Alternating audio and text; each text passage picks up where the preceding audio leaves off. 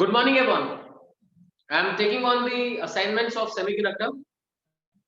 So, starting with question number 1, the conductivity of a semiconductor increases with increase in temperature because, भाई क्यों increase करती है? Because number density of free current carriers increases, relaxation time increases. Both number density of carriers and relaxation time increases. Number density of current carriers increases, relaxation time decreases, but effect of decrease in relaxation time is much less than the increase in number density.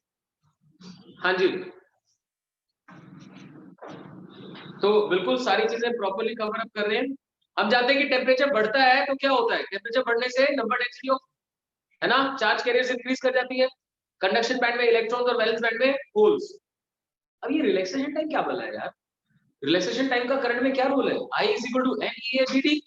BD is drift velocity. Drift velocity का formula क्या होता है? E upon m into tau. यही होता है E upon m into tau. tau कहाँ जाता है? न्यूमरेटर में. समझिए ध्यान से. क्यों शिवांग? करंट का फॉर्मूला क्या होता है? I is equal to, याद करो, I is equal to NEA BD लिख सकते हो. और BD क्या होता है?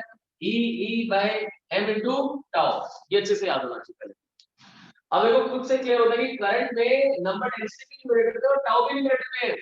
हम बहुत अच्छे से जानते हैं कि टेम्परेचर बढ़ाया जाएगा तो कोलिजन जल्दी जल्दी होगी, यानी रिलैक्सेशन टाइम रिड्यूस कर जाएगा. तो ये भी फैक्टर न्यूमरेटर में है और ये भी न्यूमरेटर में, तो दोनों को टेक केयर करनी जरूरी है. So current increases because number density increases much greater than the decrease in relaxation time. So it's a very good question. Problem questions में वो एग्जांपलर क्यों शायद.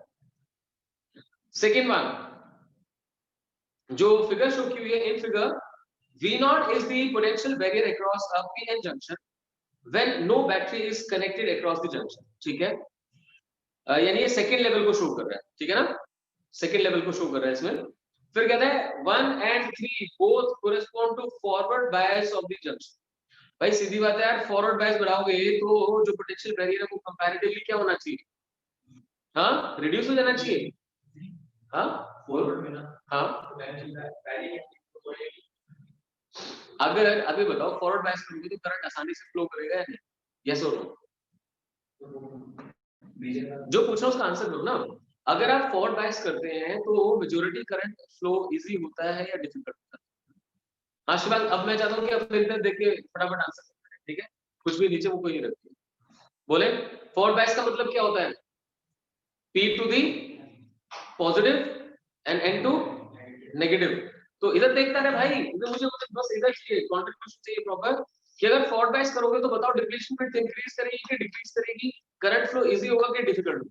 बताओ फटाफट. पंकज बोलो.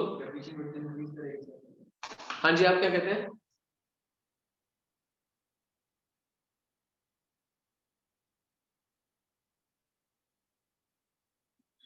तो मतलब इसका मतलब ये कि मुझे सिर्फ डिस्कस करके जाना है. आपको आता है कि नहीं आता है डजंट मैटर, है ना. जो ऑनलाइन कर रहे हैं उनमें से कोई बता दें मुझे कि अगर फॉरवर्ड बायस करते हैं तो how does that affect the flow of majority charge carriers? Does that flow increase और decrease? Majority charge carriers increases, right.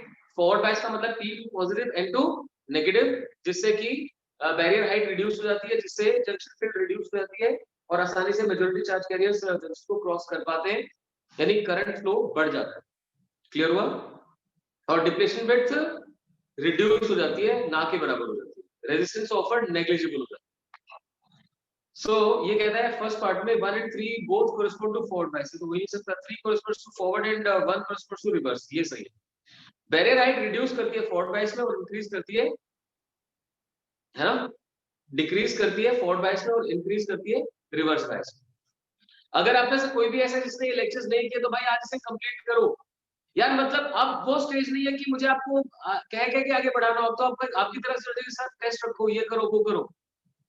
सो मैं आगे वाली क्लासेस सुनो, जो अब भी इन क्लासेस में मेरे साथ नहीं चल पा रहा सीबीएसई क्लास में शिफ्ट करो फटाफट. जो मेरे साथ नहीं चल पा रहा सीबीएसई क्लास में शिफ्ट करो, वहां पे करेंगे वैसे काम. अगर मैं यहाँ भी ऐसे ही करूंगा तो जो मेरे रिजल्ट प्रोड्यूसिंग बच्चे उनका नुकसान होगा। फिर तुम्हें नहीं पढ़ना तो बकवास मत करो। फिर ये भी नहीं पता कि पी को पॉजिटिव से कनेक्ट करना है, इनको नेगेटिव से कनेक्ट करना है। फोर्थ बैच में डिप्लीशन रेट बढ़ेगी कि घटेगी, पोटेंशियल वेरिएट बढ़ेगा कि घटेगा? क्या क्वेश्चन करके आए हो तुम?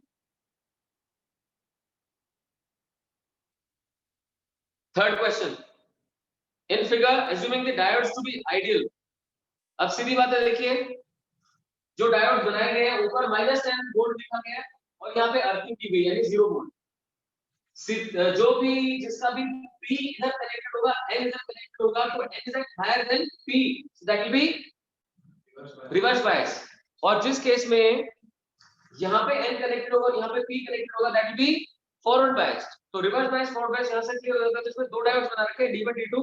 हम देख पा रहे हैं D1 का जो P है वो इधर है यानी वो रिवर्स बायस, और D2 का N इधर है यानी कि वो फॉरवर्ड बायस। That's simple. लेकिन क्या करंट फ्लो कर पाएगा? नहीं कर पाएगा, क्योंकि सर्किट में करंट का फ्लो करता है जब पूरा कनेक्टिविटी बने। तो इसमें D1 तो ओपन सर्किट हो गया और D2 शॉर्ट सर्किट। ये वर्ड्स भी समझा करो, ओपन सर्किट शॉर्ट सर्किट का मतलब क्या होता है। जहां पे करंट फ्लो ना कर पाए ओपन सर्किट, जहां पे करंट इजीली फ्लो कर जाए शॉर्ट सर्किट। सो D2 शॉर्ट सर्किट शो करेगा, D1 ओपन सर्किट, कोई करंट फ्लो नहीं कर पाए। Fourth question, a 220 volt AC supply is connected between points A and B. What will be the potential difference across the capacitor? Capacitor के across कितना potential difference आने वाला है? तो देखिए 220 वोल्ट एसी कनेक्ट किया, 220 वोल्ट एसी। अब समझो एसी से क्या होगा, कभी वोल्टेज इंक्रीज करेगी, कभी डिक्रीज करेगी, पॉजिटिव हाफ साइकिल भी आएगी, नेगेटिव हाफ साइकिल भी आएगी।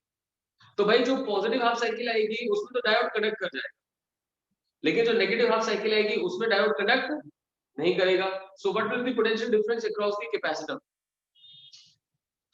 बताए शाबाश। नेगेटिव हाफ साइकिल में कंडक्ट नहीं करेगा क्योंकि P will be eight lower potential. आप डायोड को जब देखेंगे समझिए, रेक्टिफायर में आपने क्या समझा था, आपने डायोड को ऐसे कनेक्ट किया, अगर ये हायर पोटेंशियल पे और ये लोअर पोटेंशियल पे, ये होगा forward bias, in that case current flow करेगा। लेकिन अगर ये लोअर पे और ये हायर पे तो फ्लो नहीं करेगा। तो एसी तो ऐसे होती है, positive half cycle negative half cycle, तो इसमें कनेक्ट कर जाएगा लेकिन इसमें कंडक्ट नहीं कर पाएगा। तो क्या फर्क पड़ेगा उस बात से, बताएं शाबाश। 220 वोल्ट एसी का मतलब क्या है, उसकी RMS value 220 volt, right? RMS value 220 volt है। तो आपको बता रहे कैपेसिटर के across what will be the potential difference across the capacitor. Capacitor किस चीज को ब्लॉक करता है? डीसी को, है ना, एसी को अलाउ करता है। तो जो ये वेरिएशन होगी, पीक वैल्यू होगी, वो यहां से आसानी से पास करेगी, पास करेगी ना। तो देखें क्या वोल्टेज आएगी इसके अक्रॉस। 220 का मतलब तो क्या है कि आपने आरएमएस बता दी, पीक वैल्यू कितनी हो जाएगी 220 रूट, पीक वैल्यू 220 रूट 2। ये वैल्यू श्योरली कैपेसिटर के थ्रू पास करेगी।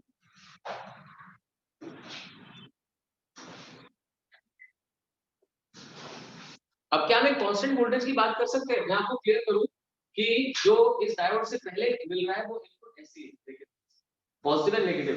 डायोड की इमीडिएटली बाद जो मिल रहा है वो कैसा है, ऐसे ऐसे कर सकते हैं, फिर ऐसे कर सकते हैं, फिर ऐसे कर सकते हैं, फिर ऐसे कर सकते हैं। ये मिलेगा इस डायोड के बाद। जैसे सिंगल या बोल सकते हैं आप हाफ वेव रेक्टिफायर होता है जिसको सिंगल डायोड कहते हैं। हाफ वेव रेक्टिफायर की जो आउटपुट है उसे आप यहाँ पे लेके आते हैं। अभी पूछा है कि इसके आउटपुट पे क्या मिलेगा, तो आप ये सोच सकते हैं ये लगा रखा हो या यहाँ पे रेसिस्टर लगा रखा हो, बात तो एक ही है। इसके क्रॉस क्या मिलने वाला है वो देखना है आपको। बोले बोले शाबाश। जीरो तो नहीं मिलेगा अगर आप ऑप्शंस को देखिए। हाँ जी, जिसने किया है अपना क्वेश्चन का आंसर पुट फॉरवर्ड करें।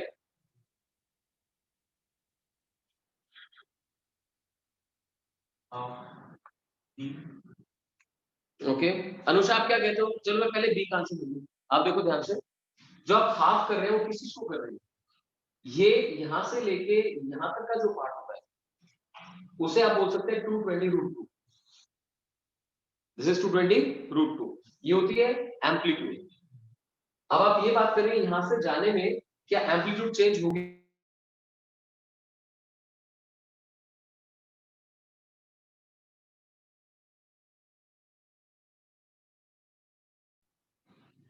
हाँ जी, बात करें, ये जो 220 √2 था, ये था ना टोटल, क्या इसको तो कम किया आपने कि नहीं किया?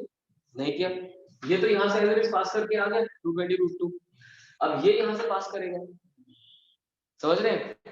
तो अगर आपसे कोई आरएमएस वैल्यू पूछे तो वो आरएमएस वैल्यू कितनी होगी? आपने किया है सेमीकंडक्टर? ठीक है, मेरे इस क्वेश्चन का आंसर कर दीजिए। चलिए आप, जैसे ये एसी है, इसकी जो पीक वैल्यू है वो 220 √2 है, इसकी आरएमएस वैल्यू 220, ठीक है। अब अगर मैं आपको ऐसी एसी दूं जो ऐसे करके और इधर हो जाती है, ये हो जाती है, इसकी आरएमएस वैल्यू कितनी है बताएं? शाबाश। इसकी आरएमएस वैल्यू 220 है। What will be the RMS value of this? देखिए, आप जो आरएमएस वैल्यू निकालते हैं वो आई स्क्वायर, राइट, आरएमएस स्क्वायर का मीन निकालना है, आई स्क्वायर dt 0 टू t, जहां तक ये करंट रहता है वहां तक का टाइम, और डिवाइड बाय टाइम, इसका फिर अंडर रूट। ये तो निकालते हो आरएमएस वैल्यू। आरएमएस का मतलब है रूट मीन स्क्वायर, स्क्वायर करके मीन निकालो फिर रूट निकालो। तो समझो ये वाली जो एसी थी जिसकी की क्वेश्चन मान लीजिए आपके लिए I is equal to I naught, मतलब वोल्टेज है तो मैं E लिख देता हूँ, E is equal to E naught sine of omega t. इसे जब ओवरऑल सॉल्व करेंगे यहाँ पे 0 टू t लेकर तो वैल्यू कितनी आ जाएगी? E नॉट बाय √2 आ जाएगी फॉर श्योर। अब मेरा कहना ये है कि अगर इसे यूज करोगे तो इसमें जब E square D T 0 to time डालने जाओगे तो कहां तक का टाइम डालोगे? 0 टू t/2, क्योंकि ये वेरिएशन तो 0 टू t/2 ही दिख रही है आपको, तो 0 टू t/2। लेकिन जो एवरेज निकालो वो कितने पे निकालोगे? t के ऊपर, तो डिवाइड बाय t। आ रही है बात समझ में? जो आप एरिया निकाल पाए वो तो यही वाला निकाल पाए ना, तो वो तो 0 टू t/2 था, लेकिन जो एवरेज निकाली वो 0 से लेके t तक निकाली, तो डिवाइड बाय t किया। सो स्क्वायर किया, मीन किया, और फिर क्या किया? Under root. तो this is what I want to know. आप फटाफट मुझे सॉल्व करके बताएं। अगर इस पार्ट के लिए आरएमएस वैल्यू 220 है तो इस पार्ट के लिए कितनी होगी? करे करे शाबाश, डिफरेंस आपको क्लियर किया इमरान, ध्यान से देखना। अगर आप आई की आरएमएस निकालना चाहते हो तो क्या बनेगा? इधर आ जाओ। आई की आरएमएस निकालना चाहते हो तो क्या बनेगा? I square dt 0 to t divide by t और फिर उसका अंडर रूट। लेकिन इस केस में क्या हुआ? इंटीग्रेशन 0 टू t/2 हुआ, लेकिन टाइम को 0 से लेके t तक का। तो करो करो शाबाश। आप ऐसे समझ सकते हो कि अगर ये आपने 0 टू t/2 ही इंटीग्रेट किया होता और t/2 से ही डिवाइड किया होता, ध्यान से सुनते जाना, 0 से t/2 तक ही इंटीग्रेट किया होता और t/2 से ही डिवाइड किया होता, तो क्या वैल्यू सेम आती? एग्जैक्टली आती। अब फर्क क्या पड़ गया? इंटीग्रेट तो किया आपने 0 से t/2 और डिवाइड कर दिया t से, यानी डबल से डिवाइड कर दिया, तो डिवाइड बाय 2 का फैक्टर आ जाना चाहिए, यानी कि जो 220 था उसका आंसर क्या हो जाना चाहिए? 220/√2। हाँ, पूरा ध्यान से सुनना, अभी पूरा नहीं हुआ। ये जो आपने अभी बात करी p हाफ करने की, वो तो यहाँ अंदर हुआ है, तो 2 का फैक्टर आ गया, और जब अंडर रूट कंसीडर करोगे तब जाके क्या मिलेगा आपको? Under root. तो जिसको भी अब नहीं क्लियर हुआ उसके लिए मैं दोबारा फिर क्लियर कर दूंगा, लेकिन जिनको समझ आ गया उनके लिए आंसर क्या होना चाहिए? 220/√2। इन्होंने आंसर क्या दिया हुआ? 220 √2, तो हो ही नहीं सकता ना। 220 से 220 √2 कैसे हो जाएगा? बढ़ कैसे सकता है? ठीक है। सो वन लास्ट टाइम, ये एसी से रिलेटेड पार्ट था, राइट। आरएमएस वैल्यू कैसे निकाली जाती है? जिसकी भी निकाल लियो तो I square dt 0 to t divide by t, square का मीन आ गया, और फिर उसका अंडर रूट करते हैं। ऐसे वोल्टेज करोगे तो e square dt 0 to t divide by t half under root करते हैं। लेकिन जब आप हाफ वेव में चले जाते हैं तो इस पार्ट में तो कुछ है ही नहीं, तो इंटीग्रेट तो यहां से यहां तक होगा, लेकिन डिवाइड यहां से यहां तक। तो जो एवरेज वैल्यू निकाल रहे थे वो एवरेज वैल्यू कितनी होगी, हाफ होगी स्क्वायर की, और फिर आपने उसका किया अंडर रूट। जैसे आपने अंडर रूट किया तो यहाँ क्या आ गया, अंडर रूट 2 का। That's all. So 220/√2 should be answer. तो आप वहां पे लिख लेना। Hope it's clear. चलिए फिफ्थ, होल इज, होल क्या है, it is anti particle electron. कोई बताएगा इलेक्ट्रॉन के एंटी पार्टिकल को बोलते क्या है? हाँ बिल्कुल सही बोला, पॉजिट्रॉन। इलेक्ट्रॉन का एंटी पार्टिकल पॉजिट्रॉन। वो बीटा डीके जो आपने पढ़ा था, बीटा डीके में इलेक्ट्रॉन के साथ एंटी न्यूट्रिनो निकलता है और पॉजिट्रॉन के साथ न्यूट्रिनो निकलता है। न्यूट्रिनो एंटी पार्टिकल्स है और इलेक्ट्रॉन पॉजिट्रॉन एंटी पार्टिकल। तो ठीक है, hole is a vacancy created when an electron leaves a covalent bond. Exactly ये होता है absence of free electrons and artificially created particle. तो अच्छे से समझ के चलें, it is anti particle of electron, बिल्कुल भी नहीं। एब्सेंस ऑफ फ्री इलेक्ट्रॉन नहीं, फ्री इलेक्ट्रॉन तो कंडक्शन बैंड में होता है, होल का बनता है बैलेंस बैंड में, यानी वो किससे बना है, कोवेलेंट बॉन्ड से इलेक्ट्रॉन के निकलने की वजह से। ठीक है, vacancy created when electron leaves a covalent bond. Next question, the output of given circuit in the figure is. अब सर्किट क्या बना रखा है, ऐसे इनपुट शो कर रखी एसी और इधर रेजिस्टेंस है और इधर लगा रखा है भैया डायोड, ठीक है, और इसके क्रॉस ले रहे हैं आउटपुट। तो V not sine omega T, फिर से वही positive half cycle negative half cycle, मानते हैं पॉजिटिव हाफ साइकिल है नेगेटिव। जब पॉजिटिव हाफ साइकिल होगी तो कंडक्टिंग हो जाएगा, कंडक्टिंग होगा तो यहाँ से करंट फ्लो करेगा। मेरी बात को ध्यान से सुनो और आंसर करना, जो पूछूं उसका आंसर करना। जब पॉजिटिव हाफ साइकिल होगी तो डायोड करंट करेगा, करंट फ्लो करेगा, करंट फ्लो करेगा तो रेजिस्टेंस के अक्रॉस पोटेंशियल, जब करंट फ्लो करेगा तो रेजिस्टेंस के अक्रॉस पोटेंशियल ड्रॉप कैसा होगा, कम या ज्यादा? अच्छा, रेजिस्टेंस R है, करंट फ्लो कर रहा है, पोटेंशियल ड्रॉप का फॉर्मूला क्या बना, I into R। करंट होगा तो I into R नहीं मिलेगा आपको, है ना? जागो मोहन प्यारे, ध्यान से करो। जब करंट फ्लो करेगा इसके फॉरवर्ड बायस होने की वजह से, तो यहाँ पे होगा पोटेंशियल ड्रॉप। भाई पोटेंशियल तो यही ड्रॉप हो गया, यहाँ क्या मिलेगा, कुछ भी नहीं। क्यों नहीं मिलेगा? क्योंकि डायोड जब फॉरवर्ड बायस होता है तो उसका पोटेंशियल बैरियर डिक्रीज हो चुका होता है। आप सोचो यार, किसी चीज के अक्रॉस वही मिलता है जो वहां अड़ता है, यहाँ तो कुछ अड़ ही नहीं रहा, करंट तो आसानी से निकल गया, कोई पोटेंशियल ड्रॉप नहीं है, नेग्लिजिबल 0.2 या 0.7। सिलिकॉन या जर्मेनियम होता है ना, सिलिकॉन में कितना होता है पोटेंशियल बैरियर, 0.7, और जर्मेनियम में 0.2, तो वो मैक्सिमम मिल सकता है, बस यहाँ पे ज्यादा कुछ नहीं। नेक्स्ट, अगर नेगेटिव हाफ साइकिल आएगी, नेगेटिव हाफ साइकिल में क्या हो जाएगा, ये रिवर्स बायस हो जाएगा। रिवर्स बायस हो तो करंट अलाउ नहीं करेगा, जब ये करंट अलाउ नहीं करेगा तो रेजिस्टेंस में कितना ड्रॉप होगा, जीरो, करंट ही नहीं है, तो सारा ड्रॉप किसके क्रॉस होगा, डायोड के क्रॉस, तो ये बर्नआउट भी हो सकता है। आ रही बात समझ में? So this was to be understood. अब ये क्या बोलता है, हाँ बर्नआउट तब होगा जब ये रिवर्स ब्रेकडाउन रीजन पे पहुंच जाए, जब जो रिवर्स वोल्टेज है वो इसकी रिवर्स ब्रेकडाउन वोल्टेज से ज्यादा हो जाए, नेगेटिव हाफ साइकिल की voltage, peak voltage actually. So would be zero at all times? नहीं, would be like a half wave rectifier with positive cycle in output. Would be like a half wave rectifier with negative cycle in output. Would be like that of a full wave rectifier. हाँ जी। अब maximum हो सकता है, क्या हो सकता है, half wave rectifier consider कर सकते हो, जीरो तो हमेशा नहीं होगा। हाँ भाई, इसके अक्रॉस आपको क्या मिलेगा, negative half cycle. So would be like half wave rectifier with negative cycle in the output. तो 6 का क्या होना चाहिए, सी होना चाहिए। क्या दे रखा है, सी है। तो देखो बेसिक नॉलेज के ऊपर क्वेश्चन है और अच्छा question. Hope it's clear to everyone of you. 7th question, in this circuit shown in figure, if the diode forward voltage drop is 0.3 volt, अच्छा डायोड का जो फॉरवर्ड बायस ड्रॉप है वो 0.3 वोल्ट है, the voltage difference between A and B, voltage difference between A and B is, अभी एक circuit में एक बार बना लेता हूँ ताकि डिस्कशन आसान हो जाए। आपके पास जिनके पास भी नोट्स है उसमें ध्यान से देखिए, what have they shown,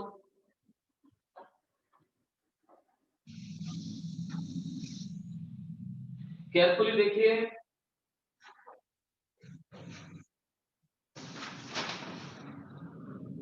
series like this, यहाँ पे A है, इधर कैपेसिटर शो किया हुआ है और इधर ऐसे करके डायोड शो करेगा, फिर से एक रेजिस्टेंस है, this is B, A B, ये है करंट शो कर रहे हैं 0.2 milli ampere, this is 5K, यहाँ पे भी 5K है और ये ऐसे सर्किट शो करेगा, ठीक है। अब क्या बोलते हैं देखिए, in this circuit in the diode forward voltage drop is 0.3, जब डायोड फॉरवर्ड बायस होगा तो उसमें पोटेंशियल ड्रॉप कितना होगा 0.3 वोल्ट होगा, this is what they are saying. अब ये पूछ रहे हैं आपसे the voltage difference between A and B is, A से बी तक कितना पोटेंशियल ड्रॉप हो रहा है, देखते हैं पोटेंशियल डिफरेंस है potential drop, voltage difference between A and B is, अब ए से बी जाओगे ये 0.2 है, इधर 5 और इधर भी 5 तो हो गया 10, रेजिस्टेंस 10 के हो गया 10K यानी 10 का 3, और करंट कितना 0.2 मिली, ये कैंसिल हो गया तो कितना आ गया 2 वोल्ट, समझ पा रहे हैं, यहां से नीचे जाते हुए 2 वोल्ट का ड्रॉप हुआ, उसके साथ साथ इसके अंदर भी ये P साइड है और ये N साइड है, बताएं जरा P से N जाते हुए पोटेंशियल ड्रॉप होता है कि राइज होता है, P से N जाते हुए हायर पोटेंशियल पे कौन होता है, N या P, डिप्लीशन लेयर फॉर्मेशन की बात याद कीजिए,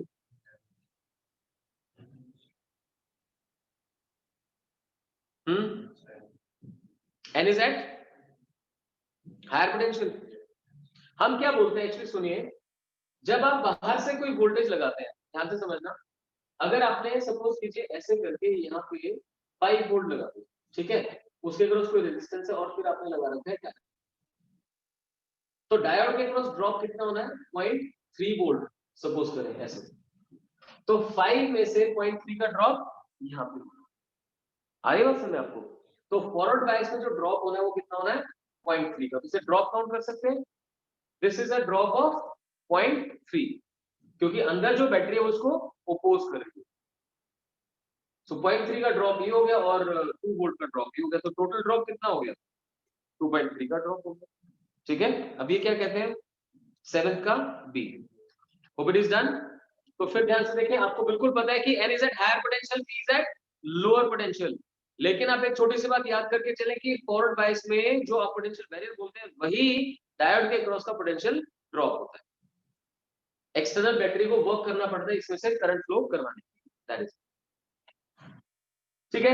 8 question, truth table for the given circuit is, अब भैया ये गिवन सर्किट है क्या, एक एंड गेट लगा रखा है यहाँ पर, एक एंड गेट यहाँ पे लगा रखा है, सॉरी, और ये और लगा रखा है, ठीक है, ये और हो गया। अब क्या किया है, इसे उठा के इधर वाले से,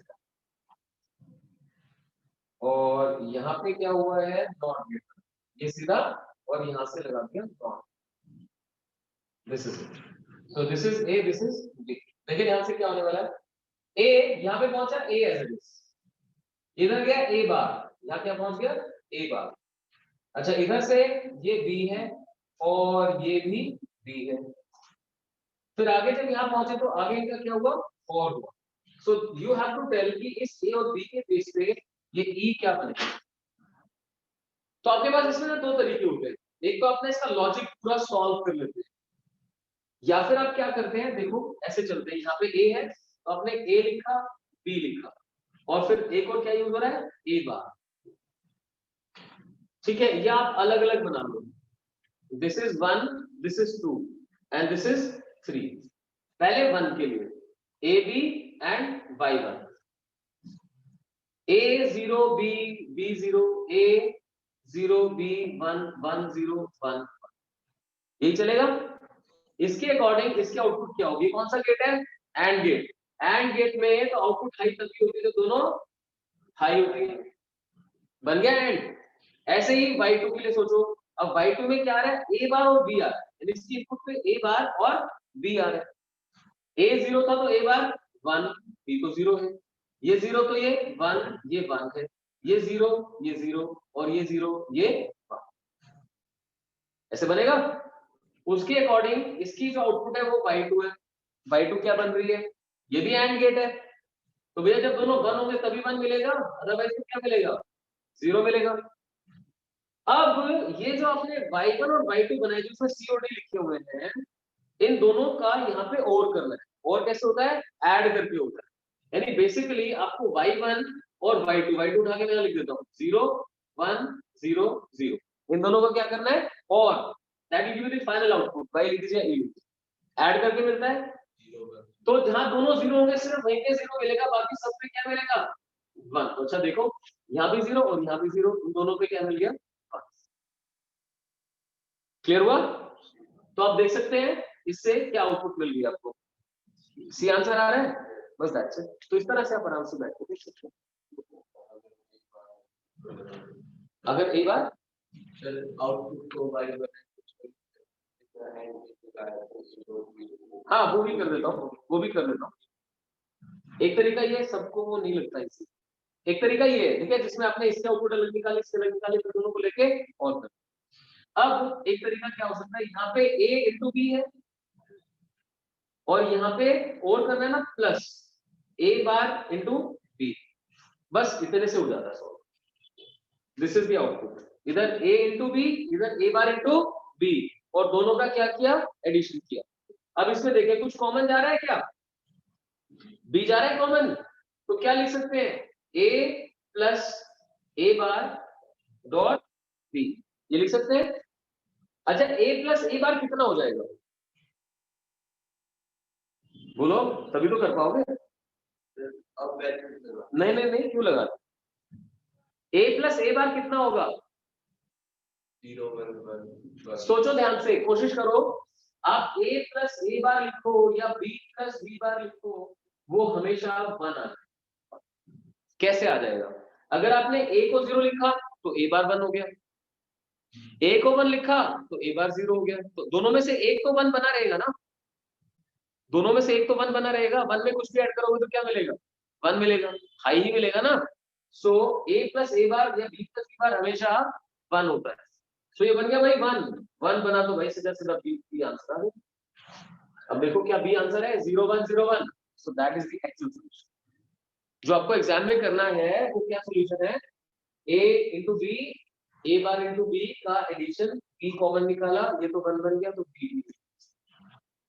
फिर भी किसी को बाई चांस ये नहीं समझ आ रहा एग्जाम को, तो तरीका बता दिया, आउटपुट निकालो और उससे सॉल्व करो, कोई बात नहीं। ठीक है बच्चों, so that was for the single correct one. या तो ये एचसी वर्मा के क्वेश्चंस होंगे या फिर ये आपके एग्जाम हो। ठीक है, मोर देन वन करेक्ट पे चलते हैं। Says when an electric field is applied across a semiconductor, semiconductor के क्रॉस जब इलेक्ट्रिक फील्ड अप्लाई करते हैं तो क्या होता है, electrons move from lower energy level to higher energy level in conduction band, electrons move from higher energy level to lower energy level in the conduction band, holes in the valence band move from higher energy level to lower energy level, and holes in the valence band move from lower to higher। तो दोनों के लिए आपको बताना है electrons या holes हो lower से हायर जाएंगे, हायर से लोअर जाएंगे, that is to be told. बताए शाबाश। इलेक्ट्रिक फील्ड अक्रॉस, अब जैसे कंडक्टर में आप कंसीडर करते थे, कंडक्टर में अगर इलेक्ट्रिक फील्ड अप्लाई करते हैं तो क्या आता है, कंडक्टर में अगर इलेक्ट्रिक फील्ड अप्लाई करते हैं तो क्या करते हैं, इलेक्ट्रिक फील्ड इलेक्ट्रॉन्स को, फ्री इलेक्ट्रॉन्स को ड्रिफ्ट वेलोसिटी गेन करते हैं। ड्रिफ्ट वेलोसिटी जब इलेक्ट्रॉन्स गेन करते हैं तो कहां से कहां जाते हैं, हायर टू लोअर या लोअर टू हायर, सोचे सोचे जाते हैं। इलेक्ट्रिक फील्ड कहां से कहां होती है, हायर टू लोअर, तो इलेक्ट्रॉन्स कहां जाते हैं, लोअर टू हायर, अपने आप को लोअर टू हायर। ठीक है, सो क्या उसी तरह से यहाँ पे भी आंसर मिल सकता है, electrons move from lower energy level to higher energy level, obviously electrons जाएंगे तो होल्स का उल्टा होगा, holes will go from higher to lower. Is that क्या, when electric field is applied across a semiconductor, हाँ बिल्कुल, जैसे इसने कहा कि भाई सेमीकंडक्टर जब बोलोगे तो अब वहां सोचने वाली चीज ये थी कि क्या हमने पी एन जंक्शन की बात करी थी कि नहीं करी। सेमीकंडक्टर तो अकेला पी टाइप भी है, अकेला एन टाइप भी है, ठीक है, तो बिल्कुल क्लियर है, this question is not about P N junction diode, this is about simply a semiconductor. ठीक है, तो electrons go from lower to higher, well the sorry holes go from higher to lower in valence. 10th question, it says consider NPN transistor, छोड़ दीजिए, नहीं करना, 11th भी छोड़ दीजिए, 12th भी छोड़ दीजिए, 13th पे आ जाइए सीधे। It says in the depletion region of a diode, diode का depletion region, fine, there are no mobile charge carriers, obviously तभी उसको डिप्लीशन रीजन बोलते हैं, there are no mobile charge carriers. B कहता है equal number of holes and electrons exist making the region neutral, वो तो अभी भी मैंने बोला कि मोबाइल चार्ज कैरियर्स तो है ही नहीं इसके अंदर, है ना?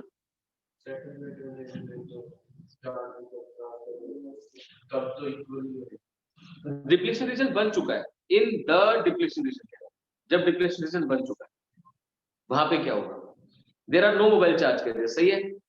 Equal number of holes and electrons exist making the region neutral. अब इलेक्ट्रॉन्स कहां प्रेजेंट है, क्या वो कंडक्शन बैंड में है, वैलेंस बैंड?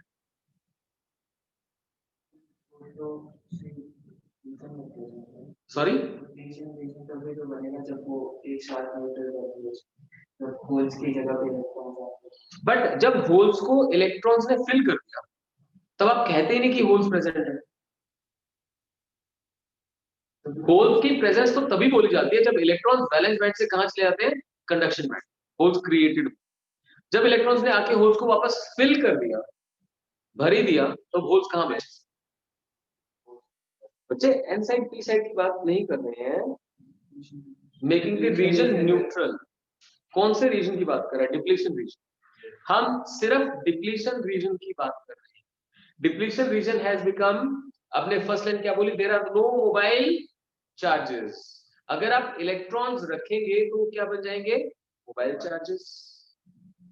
इलेक्ट्रॉन्स का वैलेंस बैंड में होना इज ओके, सॉरी हाँ, वैलेंस बैंड में अगर इलेक्ट्रॉन्स होंगे सारे के सारे तो फिर होल्स नहीं होंगे। तो ये वाली बात थोड़ी सी अलग लग रही है मुझे, equal number of holes and electrons exist making the region neutral. तो अगर इसको ऐसे देखना है कि भाई equal number of electrons holes है जो कंबाइन कर गए तो बात अलग है, but I don't support with this. C कहता है recombination of electrons and holes has taken place, ये तो सही है। हुआ है क्या रिकॉम्बिनेशन? डिप्लीशन रीजन में एक्चुअली हुआ क्या था, एन साइड से इलेक्ट्रॉन्स आए थे और पी साइड से होल्स आए थे, और ठीक है, और वो क्या कर गए, क्रॉस कर गए, डिप्लीशन इक्वल पॉजिटिव जितने दे रखे हैं उतने नेगेटिव दे रखे हैं, डिप्लीशन वो आयंस है बच्चे, यस सर, आयंस है, इलेक्ट्रॉन्स होल्स नहीं है। मैं दोबारा बना के दिखा देता हूँ, डोंट, कोई बात नहीं। डी देखें, इमोबाइल चार्ज आयंस एग्जिस्ट, पूरी इसमें आ गए, इमोबाइल चार्ज आयंस एग्जिस्ट, बिल्कुल सही है। तो मेरे हिसाब से ए और डी तो पक्का हो गया इसके अंदर कि there are no mobile charges and immobile charge ions are present, recombination of holes and electrons has taken place, वो आप कह सकते हैं हैज टेकन प्लेस। तो जो आपका डाउट है हर चीज को क्लियर, ये जंक्शन रीजन है, इधर पी है, इधर एन है, पी में कौन से आयंस दिखा रखे हैं, नेगेटिव, तो ये इमोबाइल आयंस दिखा रखे हैं भाई, एन में पॉजिटिव है, ये इलेक्ट्रॉन होल थोड़ी ना है, इलेक्ट्रॉन्स को आप ऐसे करके दिखाओगे और होल्स को आप ऐसे करके दिखाओगे, तो एन में इलेक्ट्रॉन्स मेजॉरिटी कैरियर से होल यहां पे, तो धीरे धीरे हुआ क्या है, जब इन्होंने क्रॉस किया, पहले आप सोचना डिप्लीशन रीजन बना तो पी और एन के अंदर ही है, जब जंक्शन को क्रॉस करके इलेक्ट्रॉन्स इधर आ रहे थे और होल्स इधर जा रहे थे, तो इनसे इलेक्ट्रॉन होल का रिकॉम्बिनेशन ही तो हुआ है।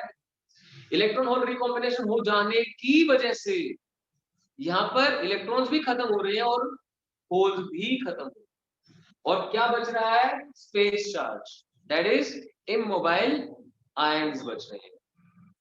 हुआ क्लियर अब ठीक से? तो कोई इलेक्ट्रॉन होल यहाँ प्रेजेंट नहीं है जो मूव कर सके, बिल्कुल। So I can go with A, C and D. C क्या है, recombination of holes and electrons has taken place. इसने क्या दिया हुआ है, A, B and D. B तो मैं सपोर्ट नहीं करूंगा, आप चाहे तो इसे मार्क करके रख लें, बट मेरा जो आंसर है वो A, C, D बन, ठीक है। 14th question. What happens during regulation action of a Zener diode? Zener diode जब regulate करता है तो क्या करता है? The current current in and voltage across Zener, चला गया, ओके, Zener remain fixed. क्या Zener के अंदर करंट और वोल्टेज फिक्स रहती है? नहीं तो जब रेगुलेशन करेगा तो करंट बढ़ या घट सकता है, लेकिन वोल्टेज फिक्स है। Current through the series resistance changes, वो भी कह सकते हैं आप। Zener resistance is constant, Zener resistance is constant, current तो कम ज्यादा हो रहा है तो रेजिस्टेंस तो सेम नहीं है। अगर रेजिस्टेंस सेम होता, करंट बढ़ता करता तो वोल्टेज बढ़ती घटती। The resistance offered by Zener diode changes, तो मेरे हिसाब से तो बी और डी होने चाहिए इसके 14 के। क्या दे रखा है? बी और डी दे रखा है। क्लियर? सबको समझ में आ गया? अगर आपको नहीं ध्यान हो, मैंने सर्किट डायग्राम बनाया था आपको कि यहाँ पे एक रेजिस्टेंस होता है, फिर इधर जाके आप ऐसे करके जीनर बनाते हो, ठीक है ना? और यहाँ होता है लोड रेजिस्टेंस। इधर वोल्टेज सेम रखना है, वोल्टेज सेम रखना है तो जो भी बढ़ा हुआ करंट है वो सारा यहाँ से निकल जाएगा, जो कम करंट है उसका इफेक्ट भी यहाँ पर आएगा, पर वोल्टेज सेम रहनी चाहिए। अब सोचो करंट कम ज्यादा हो रहा है और वोल्टेज सेम रखनी है, तो रेजिस्टेंस सेम सुविधा रहेगी। Resistance offered is gonna change for Zener diode. हाँ, जैसे करंट बढ़ेगा तो यहाँ ड्रॉप बढ़ेगा, करंट कम होगा तो ड्रॉप कम। That's what they are saying. To reduce the ripples in a rectifier circuit with capacitor filter, वो पढ़ा आपने कैपेसिटर फिल्टर कि भैया ऐसे कैपेसिटर लगा दिया और इधर रेजिस्टेंस लगा दी, ये था capacitor filter. So to reduce ripples in the rectifier circuit with capacitor filter, RL should be increased, input frequency should be decreased। ये सारी कहानी पता है किस पे चल रही है? Time constant. आपको क्या समझाया था? टाइम कांस्टेंट कम होना चाहिए कि ज्यादा होना चाहिए? ज्यादा होना चाहिए। जो फ्रीक्वेंसी है, फ्रीक्वेंसी का इनवर्स होता है टाइम पीरियड, यानी 1 फ्रीक्वेंसी, राइट? इससे ज्यादा होना चाहिए टाइम कांस्टेंट, यानी आर सी। ये कहानी बनती है। Got it? अब देख लो क्या क्या सेटिस्फाई करता है। आरएल शुड बी इंक्रीज, ठीक है भैया, आरएल को बढ़ा दोगे तो काम चल जाएगा। The input frequency should be decrease, input frequency अगर डिक्रीज कर दी तो उल्टा काम हो जाएगा। Input frequency should be increase, ये चल जाएगा।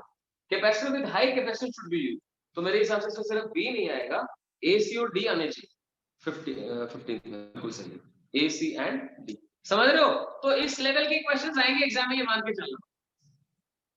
अब जो रटू होता है उसका काम तो चल नहीं पाएगा, लेकिन जिसने मेरी क्लास जो मैंने पढ़ाया वो भी ध्यान से किया है, तो आराम से क्वेश्चंस कर पा रहा होगा, कोई टेंशन। बट मैं फिर आपको बोल रहा हूँ, बहुत सारे बच्चों ने अभी तक ये चैप्टर किया नहीं है और ये फिर तुम्हारे गले की फांस बन जाएगा। क्या? क्वेश्चन तो बहुत आसान था, बाकी बच्चे तो स्कोर कर गए, हमारा स्कोर रह गया।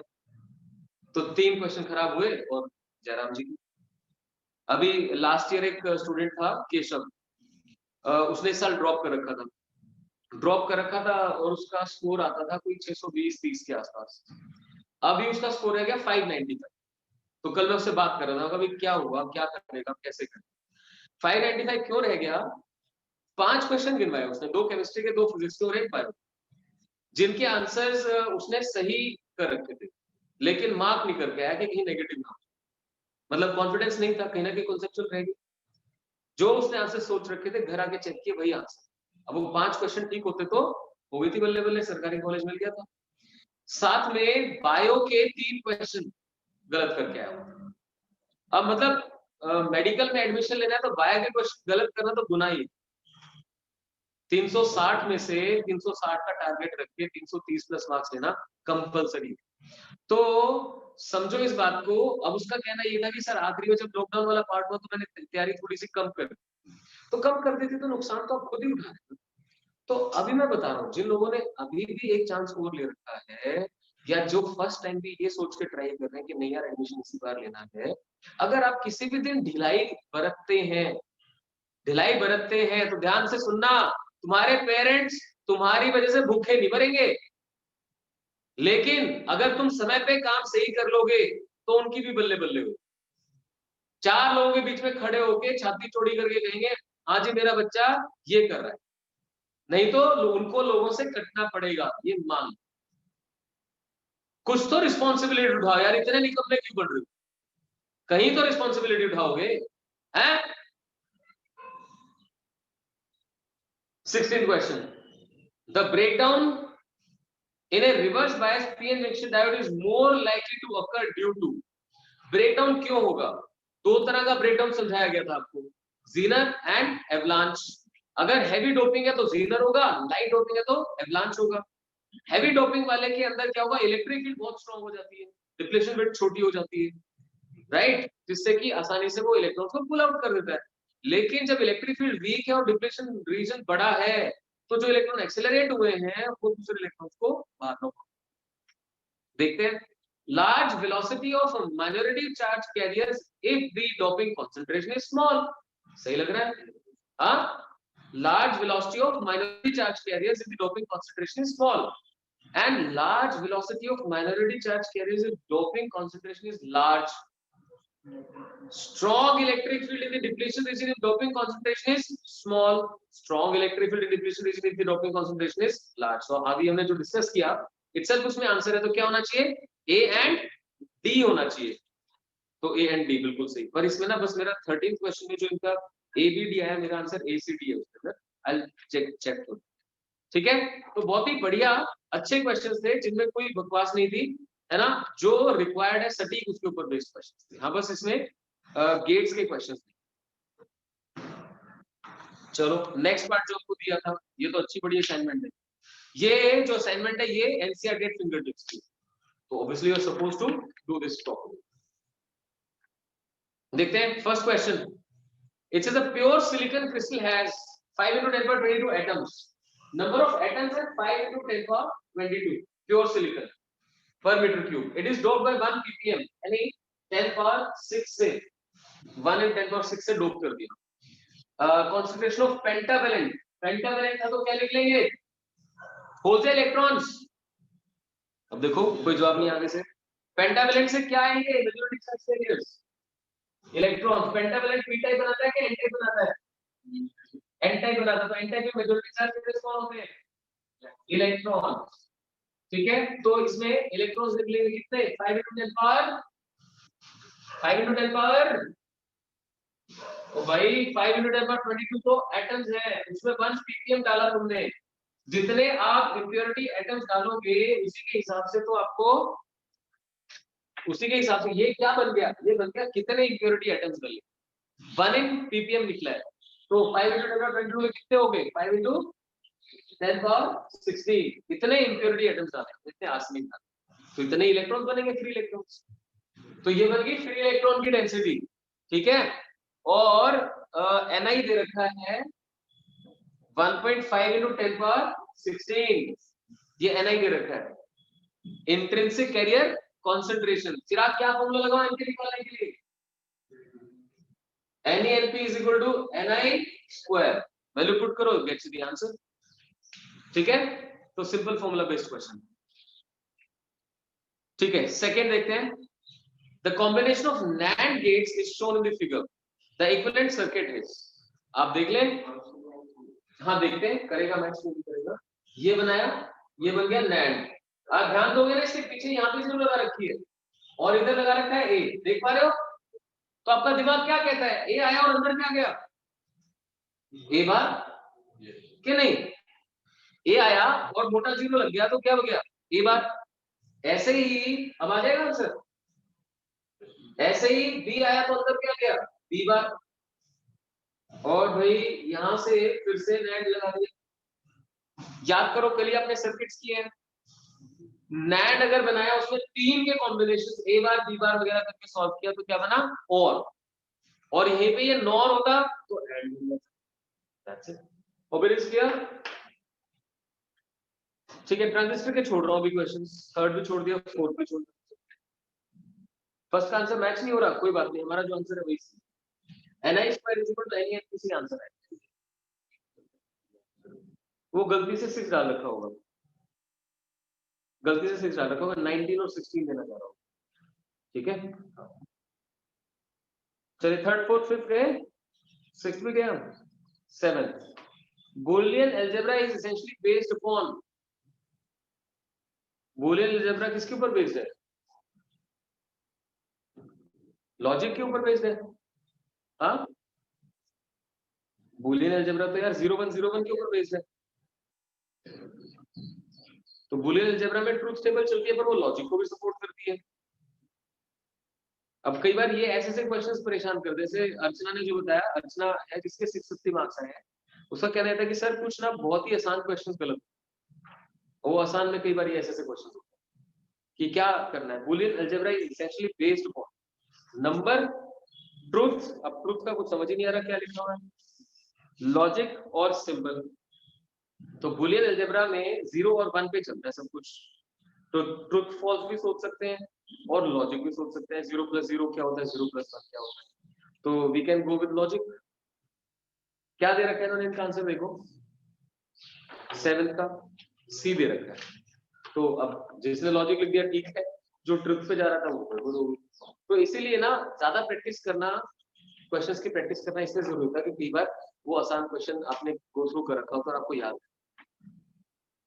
चलिए 8th question, equivalent resistance of the circuit shown in figure between A and B is, circuit दिखा रखा है 20 ओम और ऐसे करके डायोड, इधर भी 20 और भाई इधर है ए और इधर है बी। ध्यान दें,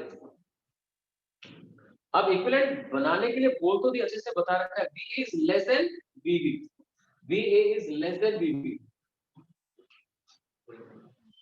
अगर B A less than B B है, ध्यान देना, तो डायोड फॉरवर्ड बायस है कि रिवर्स बायस? डायोड हो गया reverse bias. Diode reverse bias हो गया तो क्या वहां से करंट फ्लो करेगा? नहीं करेगा। तो हमें रेजिस्टेंस तो वहीं पे देखना होता है जहां से करंट फ्लो करे, यहां से करंट फ्लो कर जाएगा, इसलिए रेजिस्टेंस कितना हो गया? सिंपल। 9th में कहता है कि what will be equivalent resistance if V is greater than VB, अगर V VB से ज्यादा हुआ तो यहां से भी करंट फ्लो कर जाएगा, तो दोनों पैरेलल में हो जाएंगे। तो कितना आंसर हो गया? 10। बिल्कुल ठीक है। 11th क्वेश्चन, आप ना क्रॉस लगाते जाओ transistor question, 3rd 4th 5th 10th 11th पे चलते हैं। Which of the following statements is correct? Hole is an anti-particle of electron. नहीं। Hole is a vacancy created when an electron leaves a covalent bond. सही है, ये तो किया ही था अभी आपने, ठीक है, बस भी आ गया। Which of the following statements is incorrect for depletion region? ये भी किया था, थोड़ा सा अलग ऑप्शन है। Which of the following statements is incorrect for the depletion region? There are mobile charges exist. गलत हो गई। Equal number of holes and electrons exist making the region neutral. ये तो कुछ ना कुछ पंगा है भाई, अगर यहाँ भी इसको सही मान रहा है तो I'll get back to you for this. Holes को मैं कैसे एग्जिस्ट कर रहा हूँ बैलेंस बैंड में? जो आपने डायग्राम बना के दिखाया, हाँ एक चीज, हाँ बोलो। उसके अंदर जो आपने इलेक्ट्रॉन को यूज किया था वो डिप्लीशन रीजन के बाहर, हाँ जी बिल्कुल, और ये जो डिप्लीशन रीजन के अंदर की बात वही मैं बोल रहा हूँ, इसलिए बोल रहा हूँ कि कुछ तो इसमें है गड़बड़, चेक करनी पड़ेगी। Equal number of holes and electrons exist making the region neutral. Electrons और होल्स होंगे तो भाई कुछ रिकॉम्बिनेशन करने की कोशिश होगी। चलो वही क्या, मैं भी वही चीज कह रहा हूँ। So I will get back with this, don't worry. Recombination has taken place, सही है, नन ऑफ दीस। तो ए आंसर हो गया इसका, इनकरेक्ट है ये surely. 13th, in an unbiased PN junction, holes diffuse from P to N because unbiased में holes P से N क्यों जाते हैं?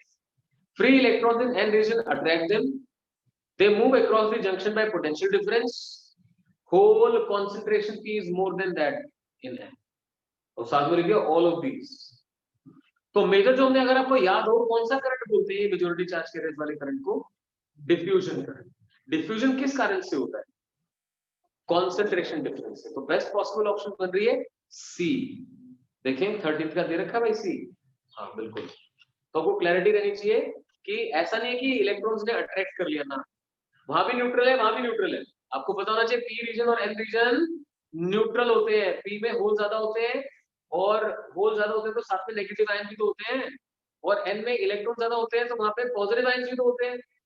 सो इस बात को अच्छे से समझ के चले कि ये जो मूविंग होती है across the junction of majority charge carriers, that is because of the process of diffusion. 14th question, a potential barrier of 0.3 volt exists across a PN junction if the depletion region is 1 micrometer wide. What is the intensity of electric field in the region?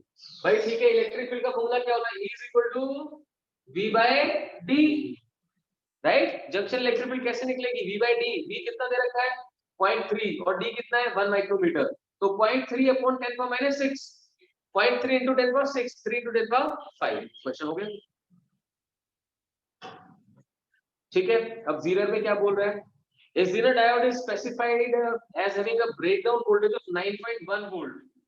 Zener breakdown voltage is 9.1 volt with a maximum power dissipation of 364 milliwatt. What is the maximum current the diode can handle? तो यार current के लिए तो power is equal to VI करके solve करना पड़ेगा। कर दो, power is equal to VI, I is equal to power by voltage, shall get to the answer. ठीक है,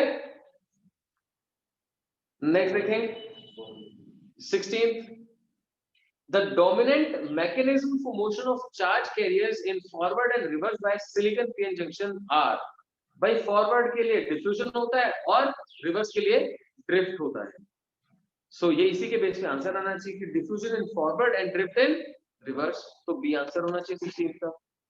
ठीक है, 17th question, when a voltage drop across PN junction diode is increased from 0.65 volt to 0.7 volt, the change in diode current is 5 milliampere, the dynamic resistance is, अब ये dynamic resistance का फंडा क्या होता है? जैसे आप फोर्ड बाइस में ग्राफ बनाते हो, ऐसे करके बनाते हो, तो ये यहाँ पे बोल रहा है कि ऐसे देखिए वेरिएशन, वोल्टेज की वेरिएशन, और इधर ऑब्वियसली इधर वोल्टेज होती है, इधर करंट होती है, ये होता है वोल्टेज वेरी करवाते हो उसके अकॉर्डिंग करंट देखते। तो इसने आपको बताया डायनेमिक रेजिस्टेंस क्या है? Change in voltage upon change in current. अगर कोई आर आपसे डायनेमिक पूछ लेता है, that is change in voltage upon change in current. अगर स्टैटिक पूछता है तो वोल्टेज अपॉन करंट। तो यहाँ पे इसने बताया एक स्टेट क्या है, कहीं पे भी एक जगह हो V बाय, तो इसमें इसने वोल्टेज का चेंज दे रखा है और करंट का चेंज दे रखा है। तो देख लें आप 0.65 से 0.75 हो गया, तो कितना हो गया 0.05 वोल्ट, तो 0.05 डिवाइडेड बाय 5 मिली एम्पियर, तो 5 ऊपर जाके 10 का 3, देखो क्या आंसर आ रहा है 10 ओम, दैट इज द आंसर। तो फोर्ड बायस के अंदर बहुत ही थोड़ा सा आपको रेजिस्टेंस देखने को मिलता है 10 ओम। ठीक है, तुम एक बार करो थोड़े से क्वेश्चन और मैं आया एक, हाँ जी, आई होप आपने ट्राई कर लिए होंगे। 18th question, in the circuit shown if the drift current for the diode is 20 microampere, drift current की जरूरत कब पड़ती है? जब रिवर्स बायस होता है। तो क्या रिवर्स बायस लग रहा है आपको? the potential difference across the diode is, तो देखिए ध्यान से, यहाँ पे शो किया 4 वोल्ट, इधर बना दिया 15 ओम, और इधर दिखा दिया आपको रिवर्स बायस डायोड।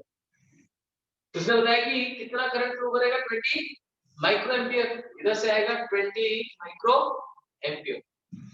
तो फिर पूछ रहा है कि यहाँ पे कितना ड्रॉप होगा? सीधी बात है यार, जितना ड्रॉप 15 ओम के क्रॉस हो जाएगा उसको हटा दें 4 में से, क्योंकि डायरेक्ट इसका तो कोई रेजिस्टेंस आपके पास है नहीं। तो 20 माइक्रो एम्पियर इनटू 15 कितना हो जाएगा? 15 टू 30, 300 हो गया। 300 micro, 300 into 10 power minus 6, 300 into 10 power minus 6। तो अब क्या लिख सकते हैं? बहुत ही थोड़ा सा नेग्लिजिबल है, तो अप्रोक्सीमेटली 4 ही आ जाएगा यहाँ पे, है कि option 4? Exactly, C should be the answer. 19th question, हां, सर्किट रिप्रेजेंट्स, देखो डायरेक्टली रेजिस्टेंस के क्रॉस ले रहे हैं ना, दो डायोड सीधे सीधे लगे तो और हो गया। एंड में बताया था आपको कि इन्वर्स करके लगाते हैं और बैटरी भी यूज होती है उसके अंदर। 20th में absolute zero, silicon acts as insulator, if a small amount of antimony is added to germanium crystal, antimony क्या है? पेंटावेलेंट, तो पेंटावेलेंट अगर डाल दोगे तो क्या होगा? एन टाइप बन जाएगा, right? so its resistance is increased, it becomes a p type, it will, there will be more free electrons than holes। हाँ जी, क्या कहते हैं? see 22nd, a sinusoidal voltage of RMS value 220 volt is applied to the diode and resistor are in the circuit shown in figure so that half wave rectification occurs. If the diode is ideal, what is the RMS voltage across R1? हाँ जी, RMS voltage कितनी हो जाएगी? तो अभी हमने किया था discuss, कितना होना चाहिए? सी पार्ट, देखो सी आंसर है, देखो देखो 20 सेकंड का सी है। तो जो वो क्वेश्चन था जिसका बोला था 220/√2 आना चाहिए, वो अब कवर अप हो गया, वो यही है। 23rd एनर्जी गैप का कहां से आ गया? अच्छा ठीक है, वो जो एलईडी के क्वेश्चंस होते हैं या फोटो सेंसर्स के क्वेश्चन होते हैं, वो इस फॉर्मूला के ऊपर बेस्ड होते हैं कि h nu is equal to Eg या hc by lambda is equal to Eg। if the energy of a photon होना चाहिए, photon of sodium light equals the energy gap of semiconductor, minimum energy required to create the whole electron pair is, आप hc by lambda कर देंगे, hc की value आपको पता है electron volt में 12375, चलो अप्रोक्सीमेट कर दिया आपने, कोई 12375 या 12400 कर सकते हो फॉर अप्रोक्सीमेशन, राइट। जिनको याद नहीं था रिकॉल होना चाहिए भाई, अभी साथ साथ। The symbolic representation of 4 logic gates are given below, बिल्कुल सही है। सबसे पहले वाला NAND, फिर NOT, फिर AND, फिर OR। क्या चाहता है? The logic symbols for this gates are respectively, है ना, केबीसी टाइप क्वेश्चन हो गया, सही क्रम में लगा है तो आप कर सकते हैं। The given truth table is for which logic gates, देखते हैं जरा इसमें, जब 1 1 है तभी 0 मिल रहा है। हाँ कल किया था काफी आपने कि output is 0 only when both inputs are high, एकदम उल्टा, दैट इज NAND। ब्रेकडाउन और अच्छा नॉर में क्या था? Output is high only when both inputs are low. बाकी दोनों तो बहुत आसान है, और एंड को याद करने में कोई दिक्कत ही नहीं है। और में क्या है, आउटपुट लो तब बनेगी जब दोनों लो है, एंड में आउटपुट हाई तब बनेगी जब दोनों हाई है ना। नोर और नैंड देखते हैं, नोर में output is high only when both inputs are low, और नैंड में output is low only when both inputs are. The breakdown or in a reverse biased PN junction diode is more likely to occur due to, breakdown क्यों होगा PN junction diode के अंदर? Large velocity, ये तो कोई चुका भी किया था ना, तो इन्होंने क्या किया हुआ है, एनसीईआरटी एग्जाम्पलर के क्वेश्चंस को इनबिल्ट कर रखा है मेरे ख्याल से, एग्जाम्पलर के क्वेश्चंस। हाँ देखो कुछ क्वेश्चंस मिलते होते हैं। 27 what happens during the regulation action of, ये भी सेम क्वेश्चन आपका है।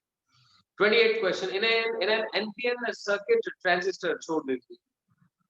29th n-type semiconductor, when all donor states are filled, then the net charge density in the donor states becomes, n-type semiconductor में all donor states are filled, donor state क्या है, वहां से क्या निकल रहे हैं, इलेक्ट्रॉन्स निकल, इलेक्ट्रॉन्स निकल के कहां जाएंगे, कंडक्शन बैंड में जाएंगे, ठीक है ना। the net charge density in the donor states becomes equal to 1, greater than 1, less than 1 but not 0, 0।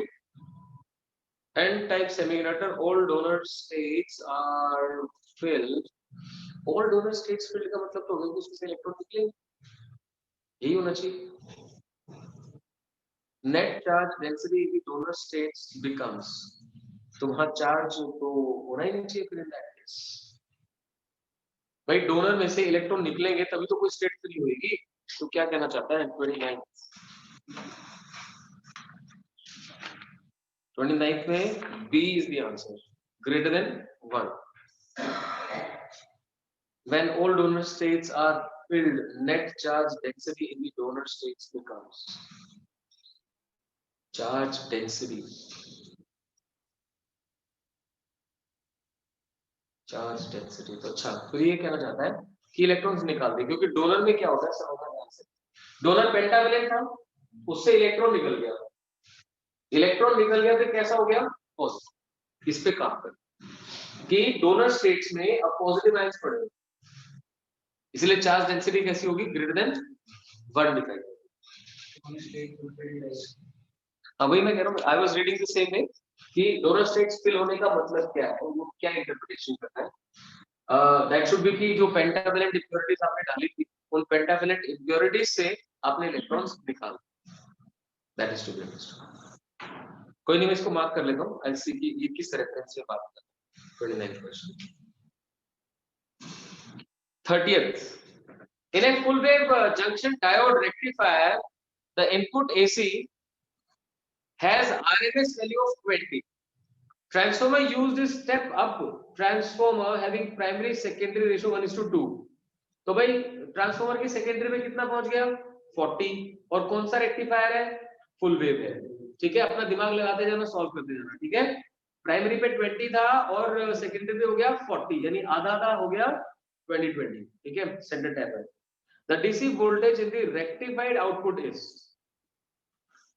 DC voltage in rectified output is क्या है, ये इनपुट है, ये कहां तक जा रही थी 20 तक प्राइमरी में, सेकेंडरी में कर दिया डबल।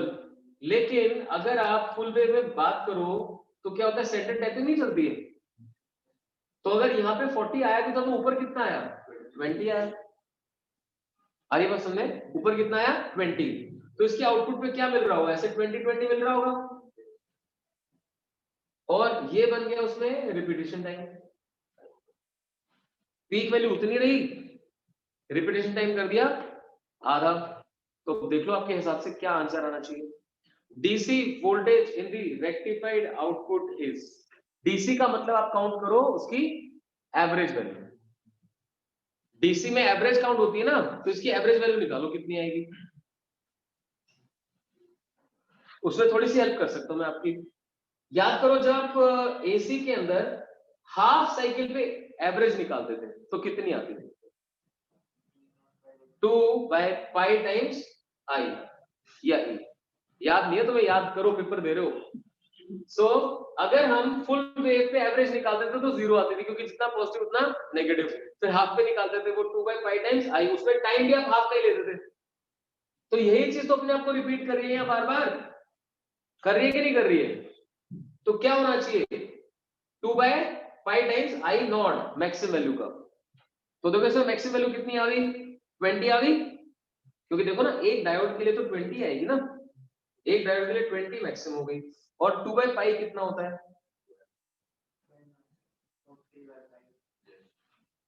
हाँ मोर देन आंसर बता दो। हाँ तो 12 आंसर आ जाएगा उस केस में। Is that the answer, check करो एक बार 30th का आंसर क्या है। 30th का आंसर दे रखा है सी 36, तो बहुत ही कुछ गड़बड़ है भाई तुम्हारी। 40 लेके तो नहीं सॉल्व कर दिया इसमें, तो भी नहीं बनेगी बात।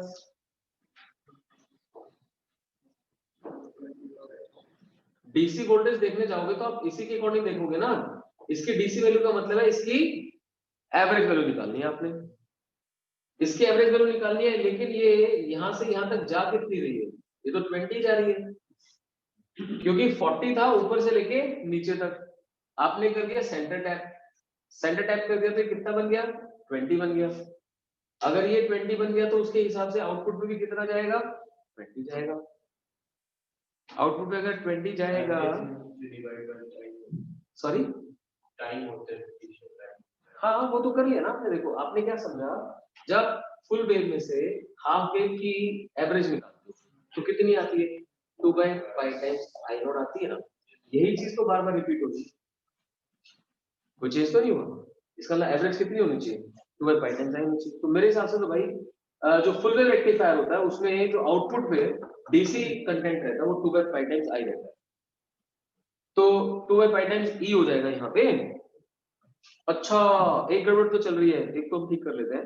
ये जो 20 दे रखी है ये आरएमएस वैल्यू दे रखी है, हमें यूज करनी है पीक वैल्यू। तो देखो इनपुट पे 20 आरएमएस था, यहाँ पे भी 20 क्या बन गया आरएमएस बन गया। इसकी पीक कैसे निकलेगी 20√2 करके, तो यहाँ मेरा आंसर होना चाहिए 2/π टाइम्स 20√2, ये मेरा आंसर होना चाहिए। अब देख ले एक बार, √2 कितना होता है 1.414 मल्टीप्लाइड बाय 2/π लगभग कितना होता है 0.6 होता है, अप्रोक्सीमेटली 0.6 होता है। तो भैया आपने 12 कर रखा है, 12 इंटू देखो जरा 14 और 12 का मल्टीप्लिकेशन होता है, 12 से कितना होता है 144, तो ये कितना हो जाएगा 16-17 के आसपास आ जाएगा। बनी नहीं कुछ बात इसमें, बनी नहीं बात है। और अगर मैं 40 कर दूं तो डबल हो जाता है 18 दूनी 36, उसमें बनती है बात। देखना 14 into 12 कितना आता है एग्जैक्टली?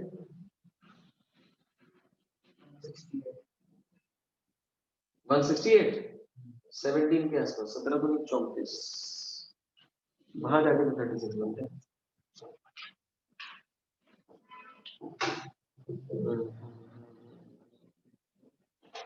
तो फिर भी 12 तो आंसर नहीं है किसी भी हाल में। इनपुट पे 20 थी, AC has RMS value of 20, transformer used is a step up transformer having primary and secondary turns 1:2, तो secondary में भाई वो 20 से बढ़ के कितनी होगी 40/√2। DC voltage in the rectified output is, क्योंकि जो DC आउटपुट आपको मिल रही है वो बारी बारी से दोनों डायोड से मिल रही है, एक साथ नहीं मिल पा रही है, तो बारी अब उसमें एक चीज हो सकती है यार, ये फुल वेव रेक्टिफायर क्या है, ये फुल वेव रेक्टिफायर जो है ये सेंटर टैप है या ब्रिज है? एक मिनट ध्यान से सुनना, सेंटर टैप है या ब्रिज है? मैं एक बार दोनों के लिए कर लेता हूँ फिर बात करेंगे। अगर मैं सेंटर टैप की बात कर रहा हूँ तो ऑब्वियसली जो सेकेंडरी पे टोटल वोल्टेज मिलती है उसका आधा यूज हो पाती है, आधा यूज होती है, तो 40 का आधा 20 यानी 20√2 पीक वैल्यू मिल पा रही है। 20√2 पीक वैल्यू मिली है, उसके बेस पे मैं निकालना चाहता हूँ एवरेज वैल्यू, तो एवरेज वैल्यू कितनी हो जाएगी 20√2 into 2/5, उस केस में आंसर ये होना चाहिए। लेकिन अगर ब्रिज रेक्टिफायर यूज किया है तो उसमें तो दोनों डायोड मिलकर उसको पूरे को फ्लो करवाते हैं, तो उस केस में आंसर क्या बनेगा 40√2 into 2/5, इससे आ रहा है 36, तो बस ठीक है, तो फिर इसने इसको ब्रिज रेक्टिफायर सॉल्व करके ये सॉल्यूशन, बट मेंशन होना चाहिए, ऐसे हम आंसर नहीं कर पाएंगे, तो मैं फिर इसको भी एज अ डिस्क्रिपेंसी काउंट करके, बट आइयो आपको एवरेज वाली बात तो समझ में आ गई। जो आउटपुट होती है ना, आउटपुट में देखो रिपल्स होती है, इसमें एसी पार्ट भी होता है, डीसी पार्ट भी होता है। एसी पार्ट को हमेशा आरएमएस वैल्यू से देखा जाता है और डीसी पार्ट को एवरेज वैल्यू से देखा जाता है, तो तीन चीजें हो जाती है, एवरेज, आरएमएस और पीक। तो जो पेज मैंने आपको अभी दिया है, आप लोगों को भी उसकी फोटो क्लिक करके भेज दूंगा, उसमें ये तीनों के ऊपर बेस कुछ फैक्टर्स डिफाइन कर रखे हैं, form factor, peak factor, etcetera etcetera, वो आप याद कर ले, उसके ऊपर क्वेश्चन हो सकता है, ठीक है। ये समझा दिया कि कैसे निकाला जाता है, ठीक है। 31st बूलियन अलजेब्रा में a 1 और b 0 है, तो a प्लस b बार कितना होना चाहिए, a plus b bar, a कितना है 1 और b 0, ये भी 1 बन गया, तो आंसर क्या आ गया 1 आ गया, और 1 का मतलब a है। अच्छा एक बात सोचो यार, c भी तो हो सकता है, a और c दोनों आ सकते हैं, okay is clear.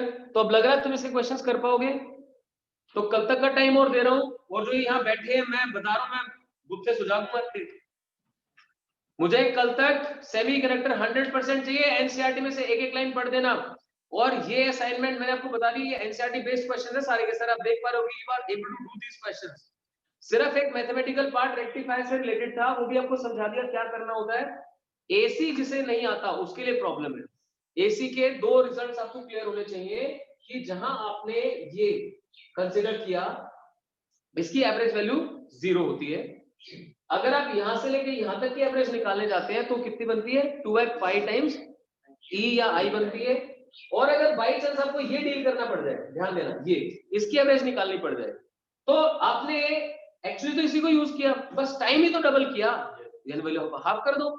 Value half करने का मतलब क्या है, इसकी थी 2/5 टाइम्स I और इसकी बन जाएगी I0/5, वो सब उसमें लिखा होगा, समझ पाओगे, ठीक है।